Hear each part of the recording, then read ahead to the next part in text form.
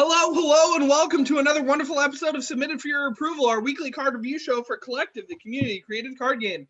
I am joined today, as always, by my faithful co-host, Grief. Howdy, folks. And regular panelist, Empty Folder. Hello, everyone. Didn't get a guest today. We'll have one for you next week, probably. So I just want to jump straight into the accepted submissions, starting with Vengeful Warrior. Vengeful Warrior is a 4-drop strength 3/5 Eigen Knight from Xandar, which is skull-headed, deer skull-headed thing from Animal Skull-Headed Realm, is what that means. I'm translating it for those of you who haven't been following Xandar. When an allied unit takes damage, this gets +1/+1, so it has Mega Rage. Or Blanket Rage. I like Blanket Rage. I thought this was really cute. It's interesting to see Magnetor's already getting quite a few people interested in this little realm project of his. I'm a little skeptical of it on flavor grounds, but I really do like the actual designs that have been coming out of it, so maybe I should just shut up. This one in particular, I really like the idea of doing this Blanket Rage effect. What do you think of it, Grief? It's a cute card. I mean, you can basically have better access to it in terms of blanket rage effects, since you don't always want to kill your rage triggers, because in most cases you want to have multiple benefits of them. In this case, yeah, insert it into any kind of mid-rangey strength deck, and it would be okay. I think it's a little bit on the weaker side with an initial stat line of 3/3 instead of maybe 4/4 to at least hit a vanilla stat line after the first trigger, but well, it remains to be seen. For now, it's probably on the lower end of power.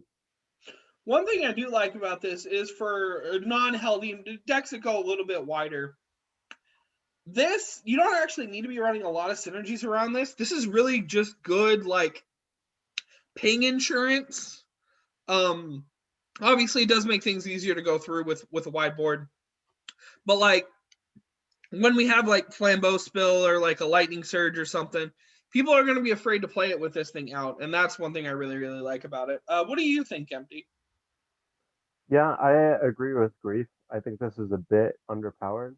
Yeah. 4 mana is kind of the point where vanilla stats really start to fall off, and you need things like Overrun or Flying in order to get the damage through, which this doesn't have, and Strength currently lacks a way to easily give things Overrun, which is what this would need to really be viable. It's still a cute card. I like the design. Yeah, especially post-Rota, strength equipment's falling off, and so we never really had a good Overrun equipment. We have Bite, but that's not even an equipment. But so yeah, currently ways to make this actually work out too well are fewer and far between. But I mean, there's probably still some creative stuff you could do with it if you want to kind of stretch it. I will be interested to see what this means for the affinities and the other flavorful aspects of Xandar. So it looks like these Eigens, I think those are the deer-headed ones. There's a bunch of different animal skull heads.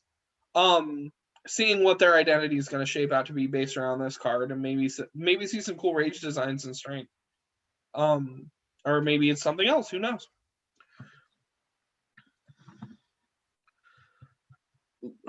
Now let's talk about probably my favorite thing. Grief jumped on the pick before I could. The Sketchtime Imitator! Congrats to Sunbird.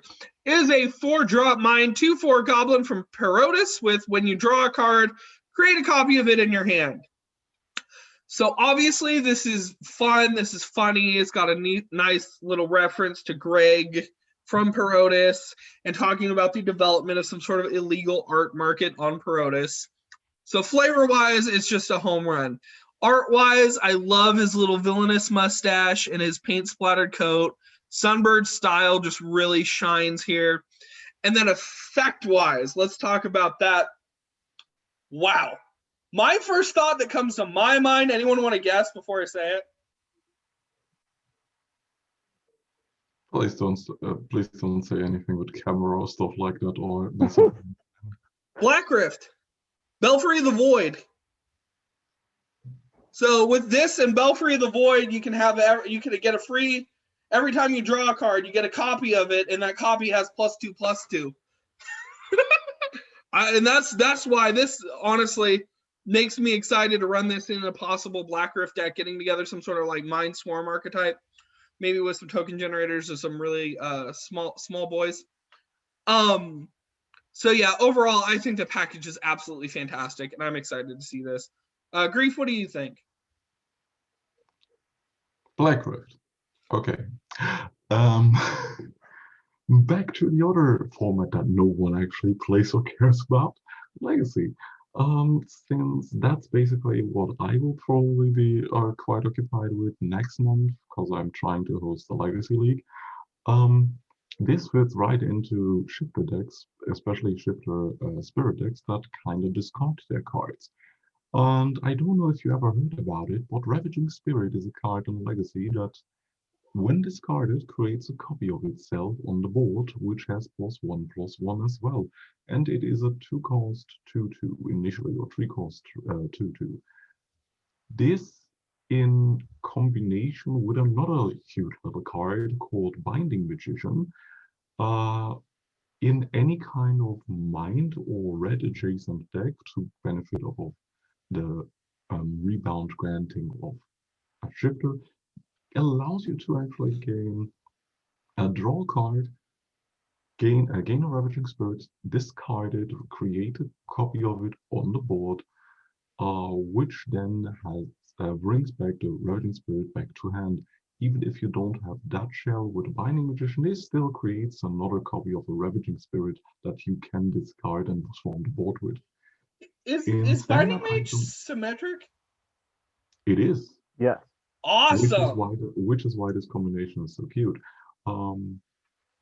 Since it turns any kind of draw engine shell in self-discard, which is a pretty big benefit in Legacy, into an instant trigger. Yeah. Thing is, in Standard, I don't see its use quite yet, besides action spam adjacent decks. Yeah. So maybe if there are developments in a non-native thing, action spam adjacent stuff. Yeah, I personally think this will be a great card for like single player shenanigans. I'm already seeing some stuff. You mentioned Binding Magician. So for those of you who don't know, whenever we say we're undoing, or we say we're preventing draws, we're really undoing them. You will draw the thing, and then something will come along and undo that draw. Which also means that there's another card called Arie Informant, which says it replaces your draws with draws from your opponent's deck, which now instead will cause you to draw copies of cards from your deck, as well as slowly start to mill your opponent, which also fuels really, really nicely even more Black Rift shenanigans. So for me, so if you're looking for like a really neat like competitive grade combo maybe for Legacy, check to Grieve. If you really want to have some fun with it though, yeah, I would try running this with like Arie Informant and maybe Binding Magician's another great idea. What do you think of this, Empty? So for standard, as Grief like brought up at the end, action spam, this fits pretty naturally in there. Since you have like those fossils that you shuffle into your deck, and drawing one of those while you have this in play, you get 2 fossils. Each of those draws 2 more cards. So you're essentially drawing 8 cards off 1 fossil, which is pretty ridiculous. It's still debatable whether you'll actually run an action spam though, since that deck is so low to the ground, and this is like a higher cost unit than they usually run. But the payoff might be there. Yeah. So definitely fun right now for the older formats, and hopefully it'll find a place in the newer stuff. And let's talk about the Blasting Wand. This is actually a different version than the one we talked about before. Blasting Wand is a 4-drop mind action from Seal of Elementary, and it is created by SOAP, the School of Archipelago project. Deal 6 damage to an enemy unit, and excess damage continues to the left. So this is a little bothersome for me because generally speaking, you want to be able to understand when your opponent is playing a card, what it's doing to your cards, and that requires you to kind of like shift your thinking. So Empty, do you want to explain to me what it means by to the left here? It means to the left. from your perspective, I From assume. the perspective of the player playing the card, which is Yeah. then to the right from the perspective of the player the card is being played on. So it'll play it to every newer unit, right?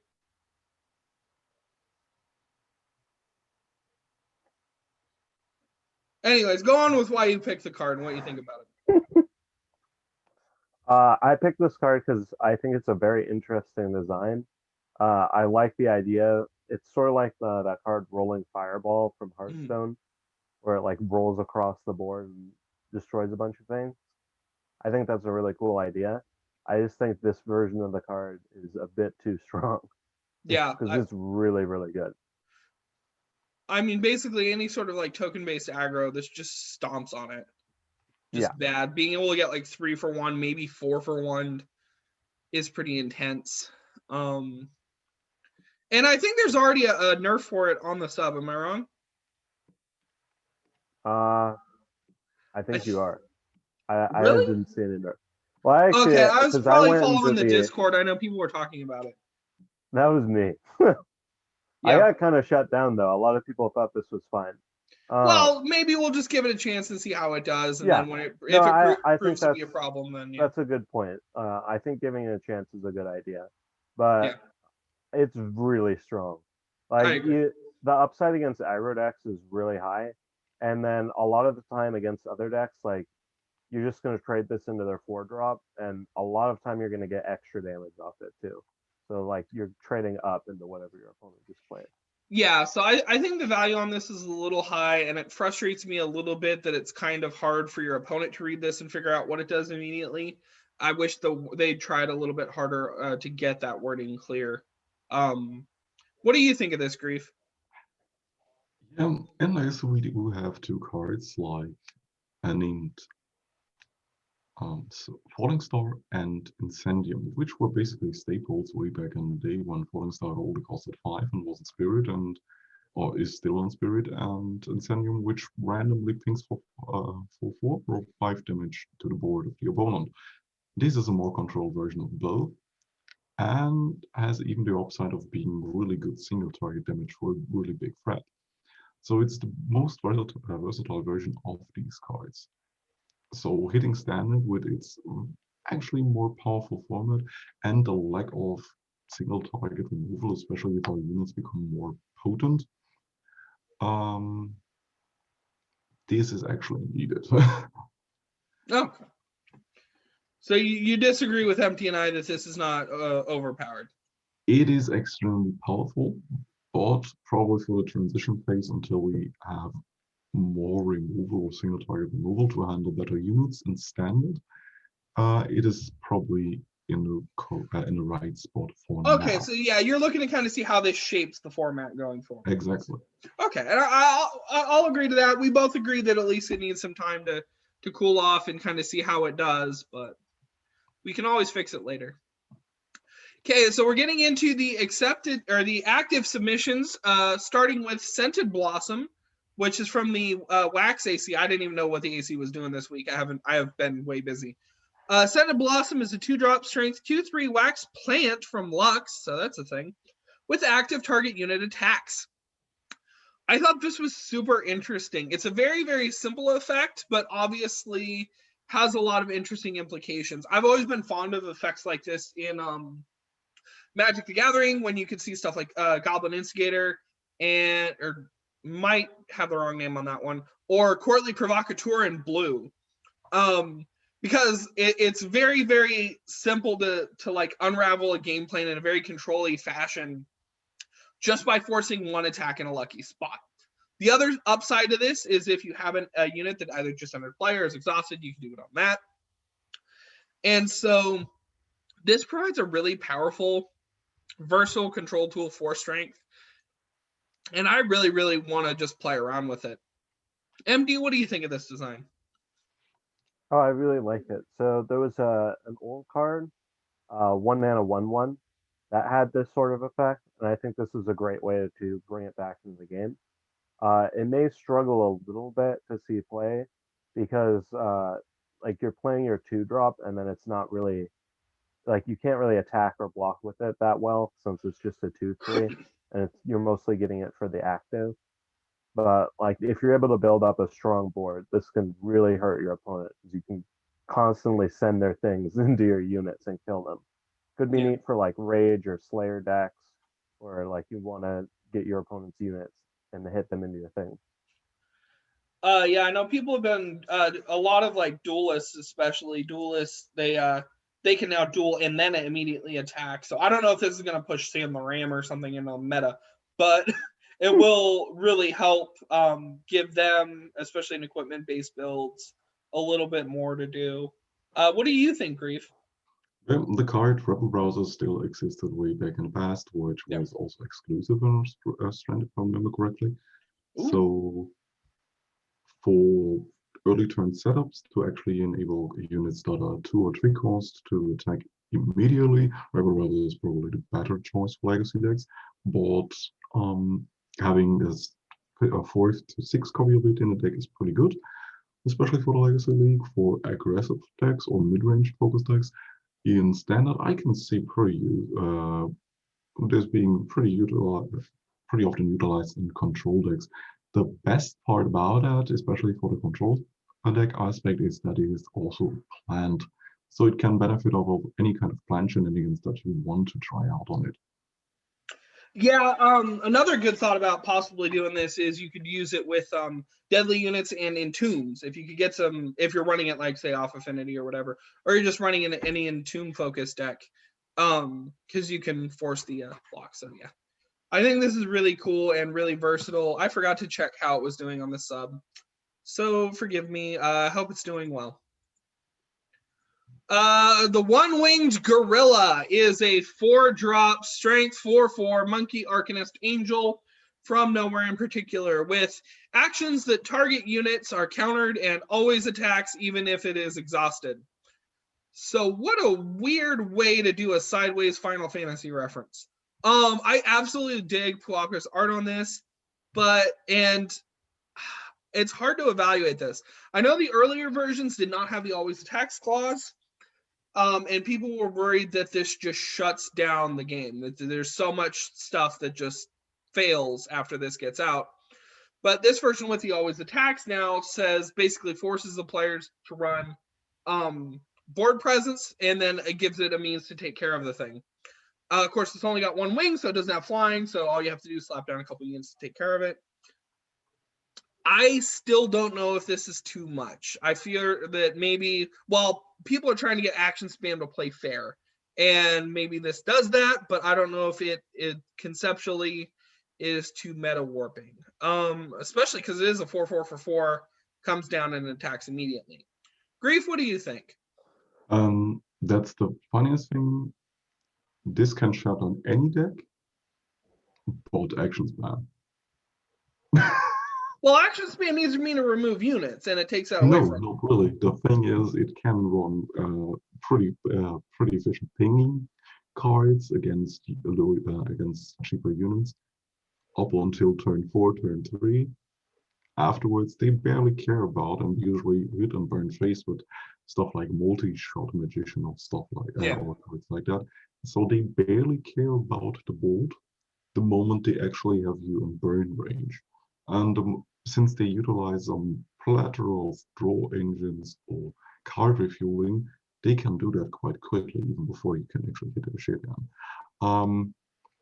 The thing with this card is, I personally don't see too much problems with having such a card and effect in the game. Problem was, though, due to its passive nature before, it didn't really stop the general play styles, but actually enabled them to be more uninteractive the moment you drop that card, which is a fair point, and I have to actually concede to that. Thing is, I personally say get these cards in and then nerf them, because then they are at least a tool in our card pool that we can utilize and have in our repertoire for the moment where we actually need them. I could see this version being fine. I can see maybe a nerf to its HP again to 3, which I'm a little bit iffy about, because, yeah, you drop him and it basically stuns the board for a turn, similar to a Psychic Split. But I can also see him costing 5 or be exclusive. So action spam, the deck that you don't really want to, that you actually wanted to out, now actually for 5 mana can protect its board for a turn, so they can actually burn you to death in that turn. Has no access to it. Yeah. I would actually think in my mind, what I would do for a nerf, maybe, and maybe this is too much on the nerf end, was instead of doing an outright counter, do some sort of like a mana taxing type effect. That's really not. We have a card that basically does that already, and it really. Yeah, we have Shimmer Mist. Oh yeah, that's right. And people don't run that for some reason, which because it's bad. Because it's bad. Frost Armor's a good effect. I like that kind of effect. The problem is it's kind of too little, too late for a lot of decks. At that point in the game, the small mana tax doesn't matter that much. And yeah, a lot of the early stuff that you wanted to protect is going to be dead already. I can see that. Okay. So what's your thoughts on this, Empty? It kind of has the same issue as Shimmer Mist Serpent. When it comes down turn 4, if you're playing against like action spam, which is like the deck this is supposed to be good against, if you're playing aggro, turns 1, 2, 3 is when you're supposed to be setting up your board. If your opponent's removed all your stuff by then, you've already lost anyway. It doesn't matter. Yeah. I want this kind of effect in the game, though, just like Ray. Having this sort of card that forces decks to have that board presence and can like be a tech card against equipment shells and stuff like that. Or if we ever do get this like hyper control deck that's just removing your stuff on board. I think this is a good tool for decks to have. Yeah. I do want to see more of the. I love these monkeys coming from Plopka. I think they're so cute, so interesting in just their kind of aesthetics and stuff. Okay, the Beckoner of Darkness is a 7-drop spirit, 5/6 undead cultist from nowhere in particular.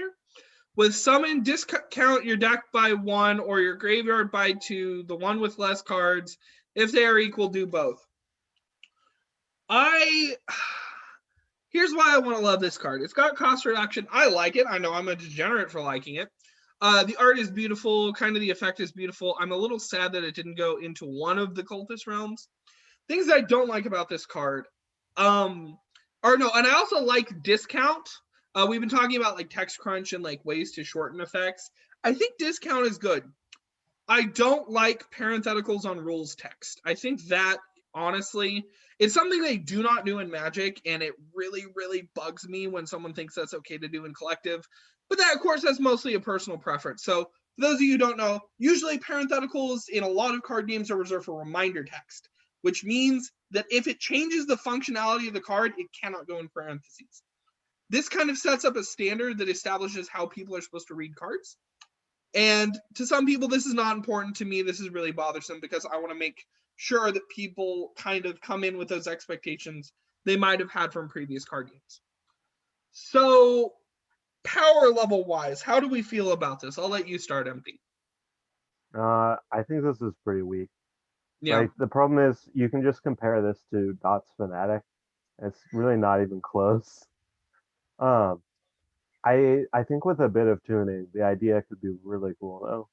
I really like the idea of having a deck where you're trying to get your graveyard and your deck to cost the same in order to get this big payoff.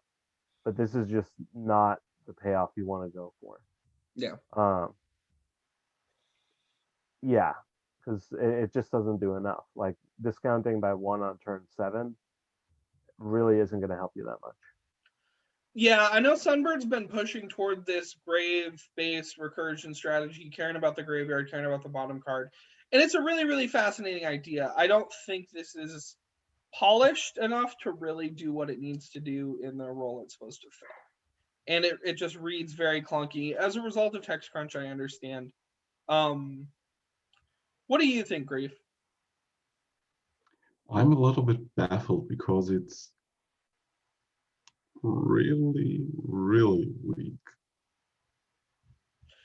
I I mean, think all the other bottom of the deck cards and so on and so forth had at least some kind of interesting design seed in them.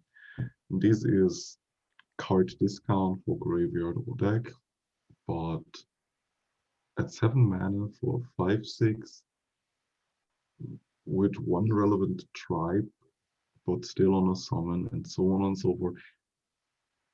This card will never see play, not even if you would ramp into it, because it has such a minute payoff. It is basically too high costed for its current effect, which would probably see some kind of use at 4 mana if you put a cannot go below 1 tag on it. But outside of that, I don't have high hopes for this card. Sorry. Well, yeah, I think the reason why this doesn't have the writer is the same reason this does the parenthetical rules text that I hate so much, is because text crunch. I think Sunbird probably workshopped the heck out of this to try and get it short, and I think they overshot. In The my other thing, honest what opinion, probably happened to this design, and I think I saw a little bit of this on the Discord, is people saw this first line, discount your deck by 1, and then everyone pressured Sunbird to probably up the costs and stats, would be my guess based on how I know about the Discord. the thing is, though, even if it's a text crunch issue, put your cards on a rare. Yeah. It's We only have one rare slot, but then again, if your card really needs good explanation text or someone, so on and so forth, put it on a rare. Yeah. People like good designs. I mean, even Cretin got in, which was a rare, which was a throwaway rare, by the way. But yeah, I say I agree with you that this probably did need to be pushed by rare. I do like discount though. Discount was a clever move, and maybe we could think about that going forward. I don't know what the other word would be. I won't comment for that for now, as the grammar guy. I think if Sunbird workshops this card a bit, it could be a really cool design. I really think this payoff though needs to be a lot better. Like it's a really hard condition to hit, especially in standard moving forward. So I think my first suggestion and first idea would be to set the cost of your cards in deck and graveyard to 1 if you meet this condition. Because that's like a big flashy payoff. That's like, oh shoot, I want to do this. You mean pendant on a stick? Yes. Pendant on a stick if they match. Yeah. Only if they match. Not because that's That like really you're putting in pushes a lot of creativity. effort to get that. That is actually quite. Okay, I'm gonna move on. Razing Firestorm is a 3-drop strength 3/4 elemental from nowhere in particular. Probably should be from Seal. Active, merge your flames with this, ready this before combat, and rage, create a flame. Flames are just 1/1s with when this leaves play, banish this. This is so weird to me because usually if you're running a lot of flames, what you want to do is you want to spread your board wide and deal with challenging people with blocks and stuff like that. Or there have been a couple flame designs, especially like the older stuff, that use them as fuel for other cards, right? Like flamethrower and all that stuff, right, Grief? Oh. So what was the old Flames game plan? Flames was a token deck. Yeah. Basically a token echo deck which could switch between regenerate and overrun, because go wide, buff board, hit face. That was flames. It was basically a plant token deck and a wrong affinity. Since besides the extremely go wide token stuff, strat there wasn't really much to do for them, especially with effects like Dead and Gone, which nuked them out of orbit. Yeah. Or Consign to the Void, and similar mass banish effects or mass destroy effects. So the only real reason to play flames, even in Legacy now, was to fuel cards like Or. Yeah. Yeah. And so that's why this really bugs me, is it turns go wide and to go tall. The unit itself doesn't have any incentive to be tall. And then it gains 7 copies of when this leaves play, banish this. That's what else is it really gaining from the mass merge? I just think it's too slow. I think it missed the point of what the original Flames deck was and doesn't give it anything in return, because now it's just so susceptible to removal. What do you think, Grief? Yeah, back to the workshop. Okay. Cute idea, really cute idea. I agree. I personally, the first time I read this, I thought, wow, this is amazing. Fuse this card with all your. Wait a second. No, it fuses. It doesn't fuse with your flames. It fuses your flames in it. Yeah. Damn it. Yeah, Because like fuse this card into all your flames. They now have rage. They create flames. that would be weird. Or fuse this with a flame, which then has rage, create flames, which then can basically, when your initial flame dies, it gets banished and it puts the Raging Firestorm back into the board and can now rage with another flame. So that will make sense, especially with the go white token plan. Yeah, I think this just missed the point of what the original Flames were. It's weird how we talked about with Hydraxi Battle Suite, how the merge was going in the wrong direction. Here, going in the wrong direction makes a lot of mechanical sense. It works so much better with the original game plan of the go wide. I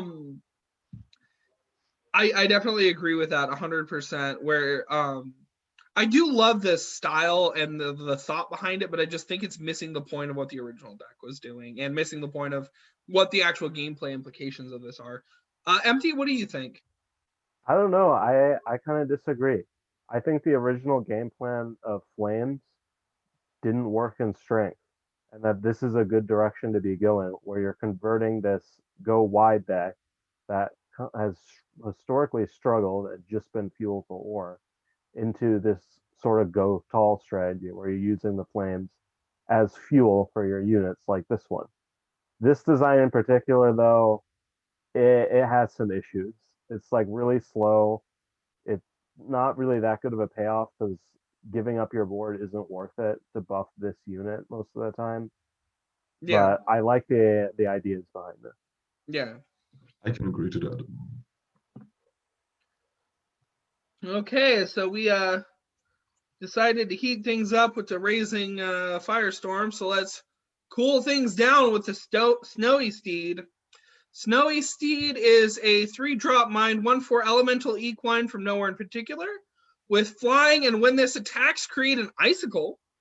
An icicle is a 1-drop neutral 1/1 elemental. When this attacks, if your opponent has a unit with 3 or more attack, this gets unblockable this turn. A lot to unpack here. It seems to be a new designer called Crazy Horse Girl. And well, welcome to the group. And this is interesting. I still got some stuff to unpack here. So this was your pick, right, Grief? Yes. I'll let you go first and explain why you picked it. Crazy Horse Girl 8. Whoever you are, wherever you are, you've done it. You've created the first horse card that I actually like. Props to you. By Crazy the way, Horse Girl knows when her this stuff. card gets in, we could probably cosmetic update it for the Seal of Elementary because it makes sense. Yeah.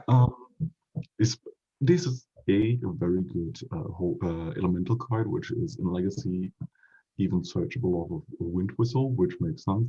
On the other hand, this goes back into the aggressive playstyle of blue while also providing a flying attacker for 1 attacks, 1 attack on blockable units that care about the attack stats of your opponent, which also plays well with a new board wipe against Hive. This has good implications for both the Legacy format and Standard. Overall, this is a very potent and competent design. Props to you. Yeah, I don't know how much of it was forethought in terms of these synergies, but I don't care. It is really, really interesting now that you're saying it, how many different decks this really goes in really, really well, and it seems like it was well thought out. Those icicles have such a fun and interesting gimmick. They don't have the auto banish effect like a lot of other tokens do, small tokens like this. But I'm not sure if you really need it that much in mind, because you're not going to be doing a lot of recurring in mind. That's kind of one of the things that they don't do a lot of in terms of units. But yeah, you're right. This does slot into so many different decks and provide so many different possible like things you could do with it. My first thought is like an Ash Gertie aggro type thing. Maybe run it in the Dunewalkers. Maybe this could create some sort of fun elemental deck all on its own. What do you think, Empty? I think this is amazing design. It like there's a few weird things like why are the icicles like attacking? But you know what? It doesn't matter because this is really confidently They made. got eyes. Do you see the eyes? They're alive. I think this is an amazing card for Dunewalkers because it actually gives them like really good evasion because both the Snowy Steed and the Icicle have it, which I think is awesome. It's something that a lot of Dunewalkers right now lack. It's hard to get in late game, so this will help you actually like get those Ash procs and have your units going in, which I think is great. I don't think it would have been too much to ask, and I thought it would have been really interesting if it also made the Icicles attack, maybe. That could potentially help Ash a bit, but I guess that would possibly ruin the other proc, so. My friendship with the Virgin Flame ended. Now the Shed Icicle is mine. Pretty much.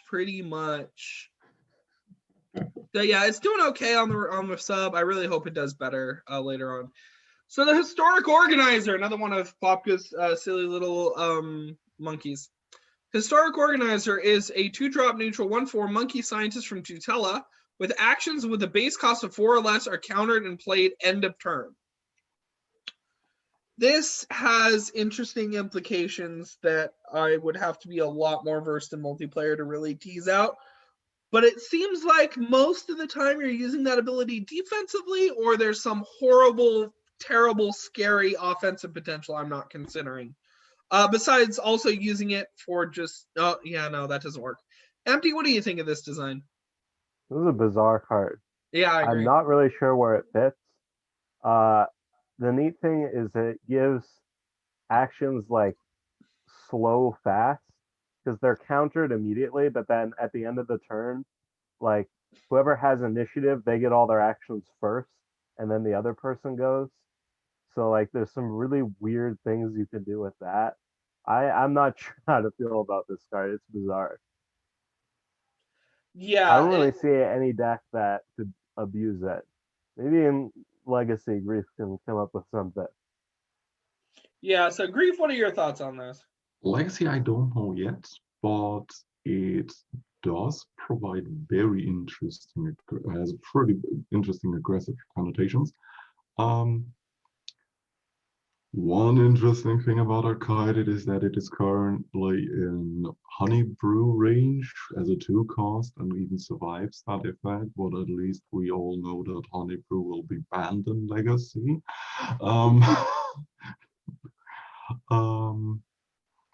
This would fine enough counter any kind of Honey Brew shenanigans, since that's one of the things.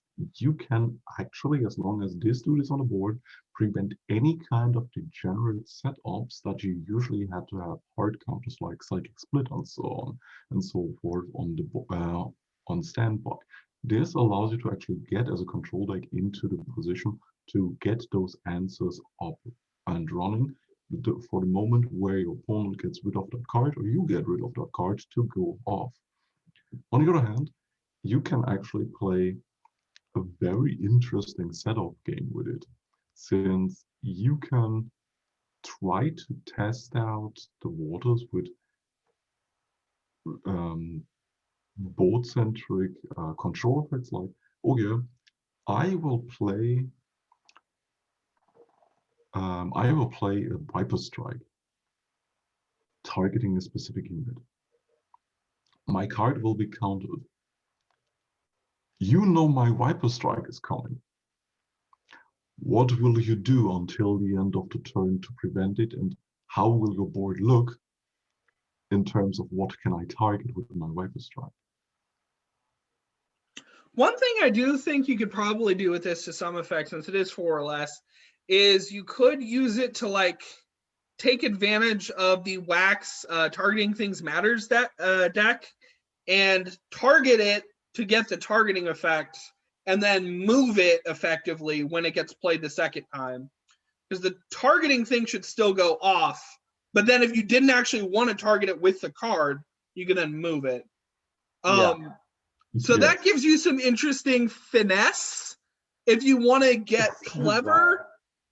Is that worth like running this? Essentially, it's just a 2-mana 1/4 for this really niche thing. For targeting, this is a rework effect or rebound from Magic, where the effect basically where a targeting situation comes first, but then again later when the card is casted again, you gain a second instance of target. Does it do that off force play though? What? Does it do that off the force play though? I think force play doesn't trigger like anything. It's basically like Promont's doubloons. Force play will suppress the second instance of the thing. It's a weird rules engine thing, but yeah. But you could still use it creatively in terms of maybe buffing up a smaller wax and then putting the bigger equipment on your larger unit. So definitely some stuff to play around with for sure. It's doing actually pretty decently at 9. So we will see. Now let's quit monkeying around and go check out Arie the Huntress. Is a 4-drop mind exclusive 1/6 fee 1 for Mirage. With your units with 1 attack always become ready before combat. Active, deal 1 damage twice. If this kills the target, draw a card. Active, give up to 2 units, can't block until the end of the turn. And active, pay 2 mana to create 2 Dunewalker Hunters. So this is a very interesting sort of just toolkit. Dunewalker kind of fill a bunch of different roles at once in a little way, give you some extra go wide stuff, give you some more, give you some evasion, and possibly just get a smaller problematic threats out of the way, as well as give you potential to like get more value out of your rogues. So there's a lot that's really going on with this card. I'm glad to see that people are really taking to it as a legendary. So good luck to VM Nunez getting it in. Empty, what do you think of this design? It's all right. It feels a little cluttered to me. I get that like it's a legendary, but there's a lot of effects going on that kind of pull it in these weird directions. I mean, it fills this role in Dunewalkers, and it's a good like sort of top end card for the day. Yeah, I understand what every piece is doing. I think, and it's a nice little toolkit card, and I do see what you mean about it is just a big block of text. But for the actual player playing this, who knows the feel when and knows what they're doing, it's pretty easy to see kind of why you need all of that, and I really like that. What do you think, Grief? This card screams, play me an Ash. Do it now, because I get you 2 turns alone to your damn passive trigger. Since the deal damage twice happens to actually trigger the passive of Ash Gaurdian twice. This card is pretty good in Legacy and as well in Standard for aggressive Failwin, especially since that playstyle was always wished for by VM Nunez. Go face Failwin, which is now sit there and burn your face off Failwin. So, which is kind of sad due to the AC that happened. But well, on the other hand, this really provides much in terms of 1 attack matters. Aggro strats like were way back in the day of Tunnel Worm, especially with the can't block setting on cards that you really want to go around of. Since deadly units and whatever pretty much kill your high HP unit Phaeons instantly. Yeah. On the other hand, Phaeons do have frenzy setups, so you can actually tell or manipulate what cards actually block your units. So yeah, definitely interesting all around. Best of hopes that this gets in. This is interesting. I didn't really check the picks this in depth, but it appears that Grief has picked a vanilla card. Grove Guardian is a 3-drop neutral 3/5 plant dragon arcanist from Talira. This appears to be a very, very cute. So this is like JTAD's green swamp dragons, but this one seems to have fused with a plant. As a lover of mutants, this is beautiful. This is a 3-drop 3/5. What else is there to say about this, Grief? This is how you should actually do a damn vanilla. 3 Good tribes, stats, that helps. Good stat spread, neutral, and actually useful tribes. Plant, dragon, arcanist. Even if dragons and arcanists currently are a little bit underrepresented when it comes to triggers or synergies with their tribe mattering, this is a good insert card for the future. I think Pyromancer is one card of the Arcanist tribe that basically says whenever you play an Arcanist, gain a Fireball. This is an Arcanist with a 3/5 stat line. It can block stuff. It can actually trade well with 4 drops and 5 drops because some of them have only 3 HP, and in those decks that are usually running Arcanist, Dragons / Plants, there's always unit removal for the range for 1 to 2 damage, or even 3. Yeah. I do like this from a flavorful standpoint, and like you said, I think it's the decisions that were made on this card are pretty well made. I do think it's really interesting that all of the relevant tribes, there's one from each affinity. So Arcanists are typically a mind, plants are typically a spirit, dragons are typically a strength.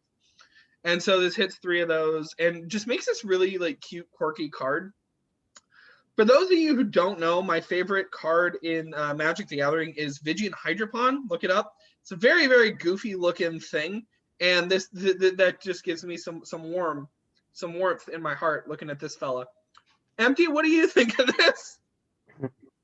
Yeah, I mean, there's not much to say about it. It's a well-made vanilla card, which for some reason doesn't happen that often. Yeah. But yeah, I'd be totally fine if this got into the game. Really relevant tribes, slots into a lot of decks potentially if they need that sort of filler card.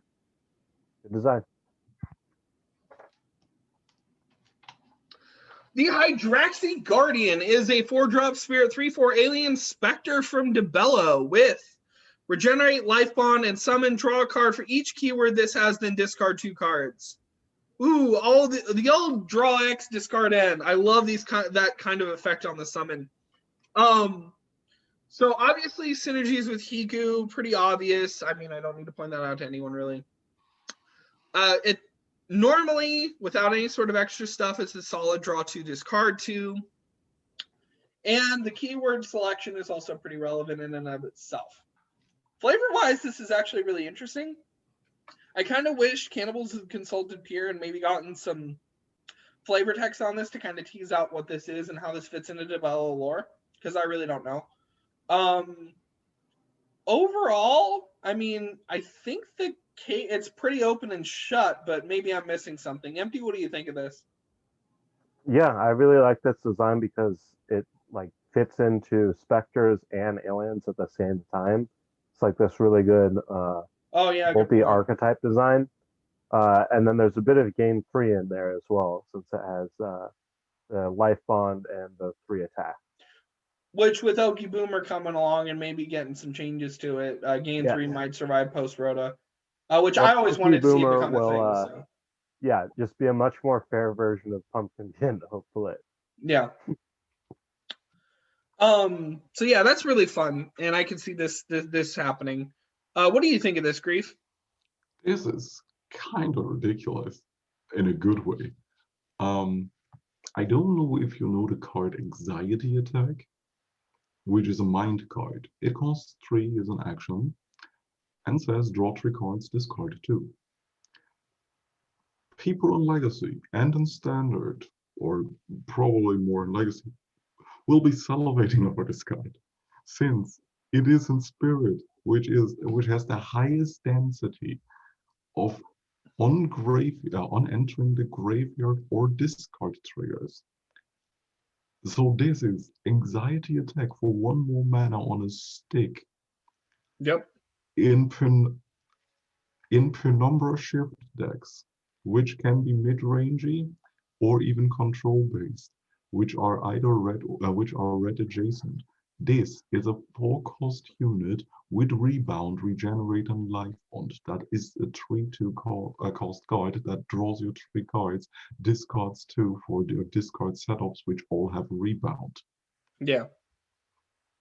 You will go through your deck at an immensely high speed anyway in these kinds of decks, but this is ridiculous, and I love it for it.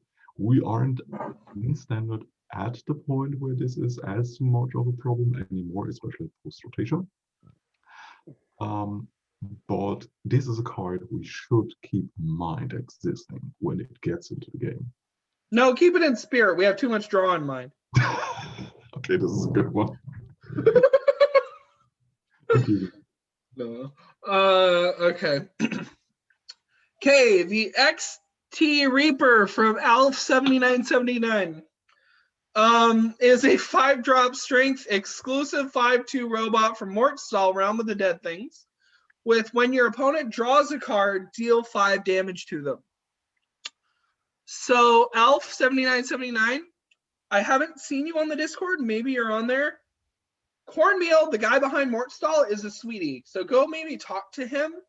He's a really, really good designer, and he also does some art. So maybe he can help polish this up a little bit, because the composition is a little hard to read.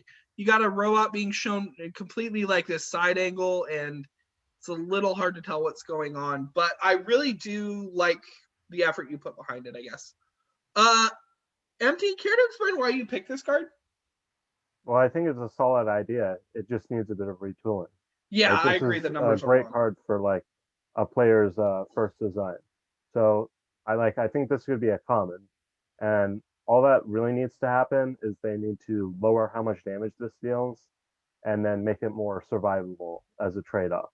Because Yeah, right like now, yeah. there's sort of the combo where you play this and then play Negotiate and deal 20 damage to your opponent, and then if they don't remove it, they draw a card during their turn and they take another 5. So yeah, I agree. Like they had a clear idea in their mind. They put it down to paper and they didn't think through the implications. We kind of talked about that with actually some other cards today from more established designers. So let's play what are my numbers, and I'll start. I would have done, I like the 5 here. I don't like the exclusive dot. I would have gone 4, 3, and made that number 3, maybe 2. What about you, Empty? I mean, there's a lot of ways you could go with this. I think 3 or 2 is a good number for the damage.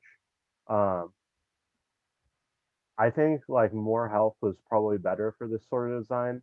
Actually, if you just like reverse the stats or made it like a 3/5, Flip it to 2, 5, 3, 5. so I it's see more it. survivable. Because like you're probably going to be running this in a combo deck with that aforementioned Negotiate combo, just more fair. And then removing the exclusive would be really nice too, because then you can run it in like KM with maybe some Drow logs and like Thought Suppressor and really lock down your opponent and start hitting them off their draws. Yeah.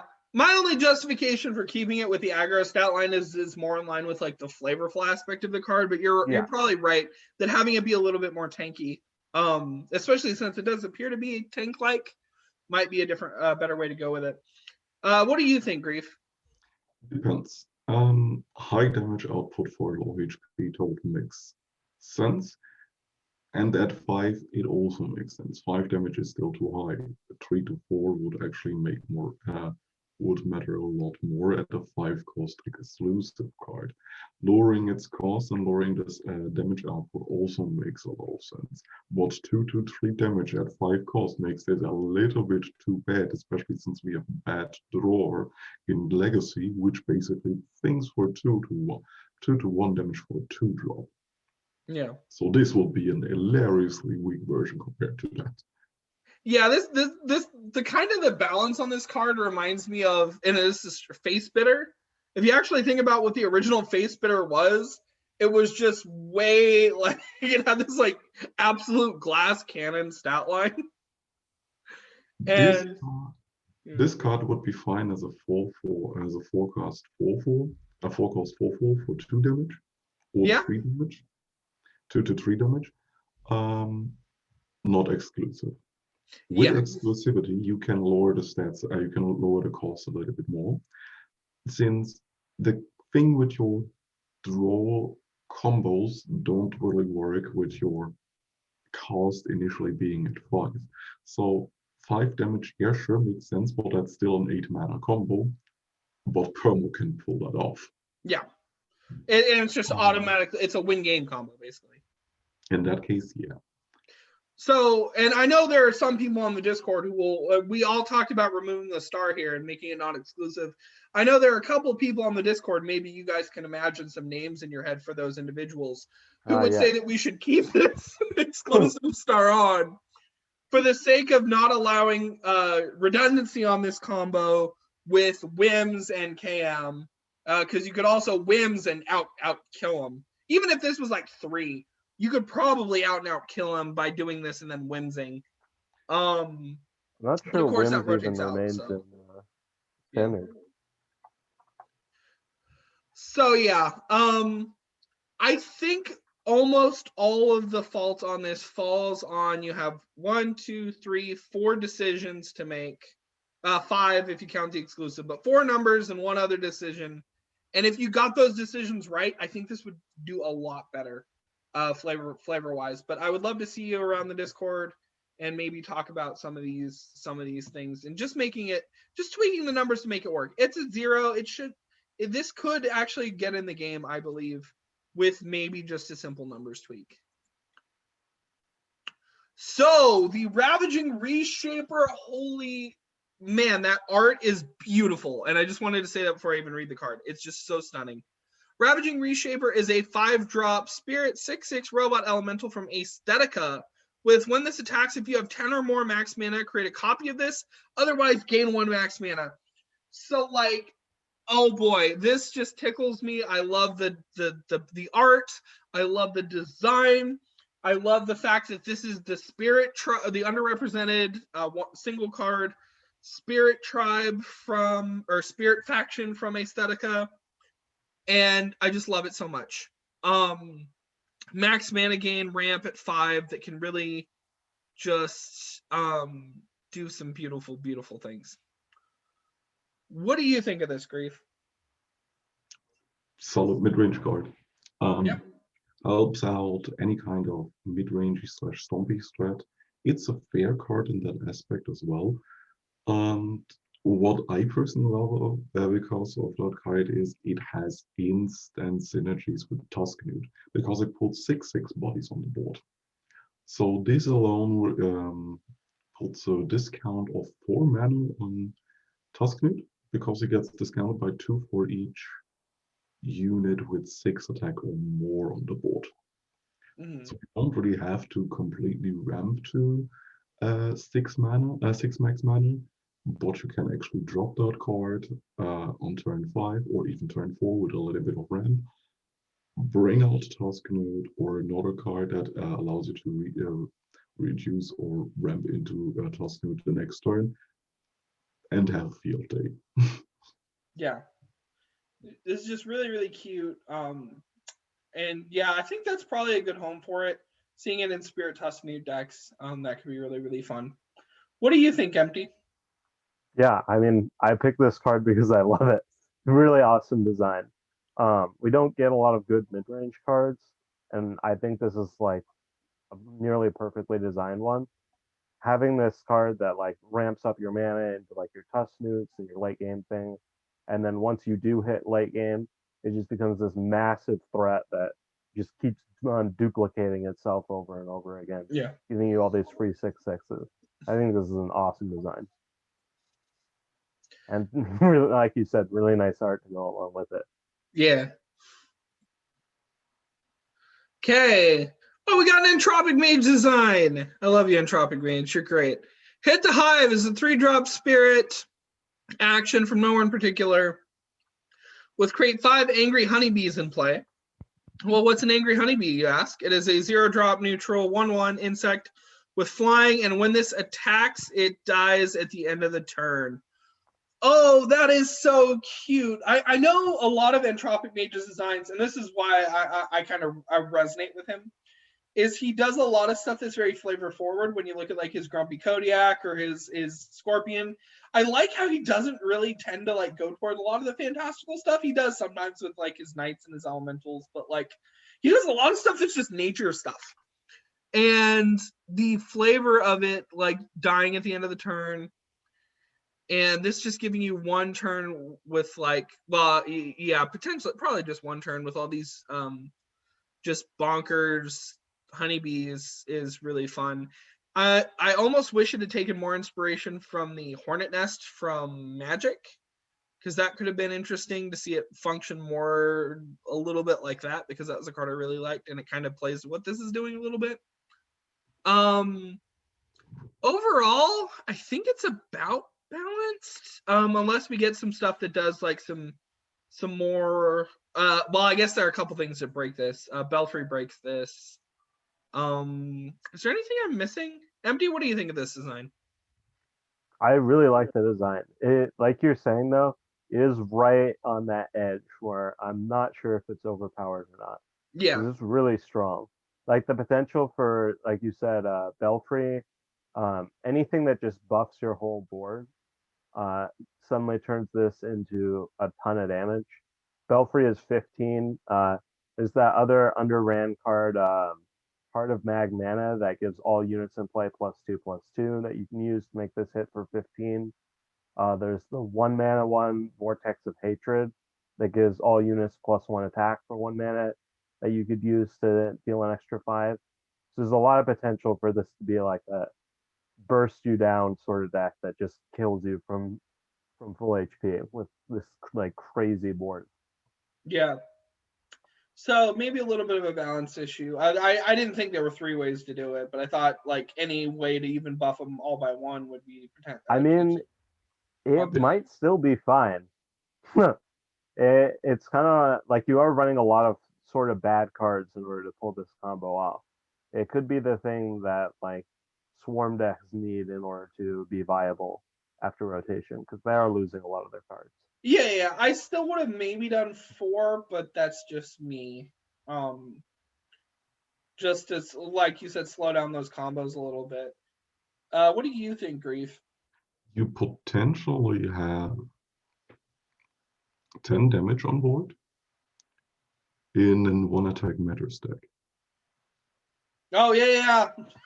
You're right. You don't need cheese. You don't need cheese. You just need Archer. Well, some people argue Archer is cheesy. Here we go back again to the way of using this in standard wood shifter. Play a 1-off shifter because you only need one and you don't really want to see it. Play sort of this card, and in any kind of 1-attack deck. So hit the Hive has rebound now, costs 4 and creates 5 honeybees. Even if you play 1 and it doesn't really do much because your board gets wiped, you still have a 4-cost honeybee, a Hive in hand, which can just fill up your board again, and you can nuke them for 5 damage with the assault next turn. Yeah. That you already did 5 damage. Wait a oh yeah. Ooh. That is a cool combo. So yeah, I'm a little scared of this. How scared is everyone else of this? People are not very scared of this. It's sitting at like 10 on the sub. I like this card. You can easily tweak the card in terms of adjusting the amount of honeybees and the cost of create a hive. So that's a really easy to balance card. It's more or less the interactions and the availability to mass board-wide effects or pingers. And I think this is a little bit on the stronger side, but as I said, you can handle it quite perfectly. Yeah, I think we're all in agreement that I would rather see this in and then see it tweaked. And then, of course, I'm going to make my obligatory why are we letting Spirit have access to flying thing? But I'm done with that now. I said it. And we can move past it. Get out of here. Affinities need weaknesses. Okay. Y'all yell at me in the comments. Don't matter anymore. Weaknesses Sky matter. is falling. Make Everybody gets affinity killed. weaknesses great again. Give me agile for strength. Give me agile on one cost. Agile for strength was a smart move because it can already have always attacks. Anyways, I think we're done with the subs. I'm gonna close out the share. This is a fun week. I'm seeing a lot of stuff that, like, recently I've been really just waiting to get back into the game when I start seeing the single player content, because I've been getting a little bored, which as a single player that's kind of what happens when they don't release new stuff. And I'm so glad to see, for those of you who haven't seen Nick's video, check on the Discord. They're talking about what these moves are going to be. And it seems like the fount of single player content will be unceasing because they're letting us make it. And they're giving us control over stuff similar to what the old incursion systems were. So I'm really eager to see that. But as is, there's some stuff that makes me want to just jump in and make a deck with all these new cards. So thank you, as always, to Grief. Good having you on. You're welcome. By the way, a surprise giveaway. For those observant in this episode, from how many vessels did I drank something? If you DM me before the next episode, the first person to do so will gain not only gain access to the Legacy League server, but I will also, if you don't have one already, gift you a pendant pass. Oh, wow. That's fun. So I bet people will jump on that. You should probably do it as a drawing. I don't know, whatever. And thank you, as always, to Empty. Okay, I can also make a poll. Yeah, thanks for having me. Random. Yeah, okay. So yeah, like, comment, and subscribe. Remind me why I'm doing this. We'll have a guest on next week. We'll figure out who that is. Don't worry. And just keep playing the game. Keep voting on cards. Bye. Bye.